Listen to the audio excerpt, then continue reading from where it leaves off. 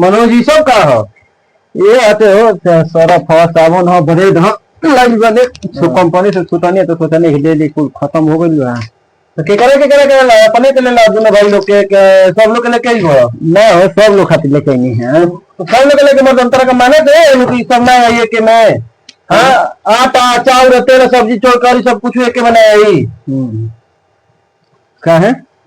काहे का तब था ऐसे मर जाए होता है 2-2 किलो के एक लगा जे तरह लोग महीने दिन हमें खाली फीचर तन तालों के बार बार फीच खत्म कर तरह हमारा एक मिलते नहीं का पैसा हम देता नहीं हां हाइब्रिड को खरीद पैसा हम दे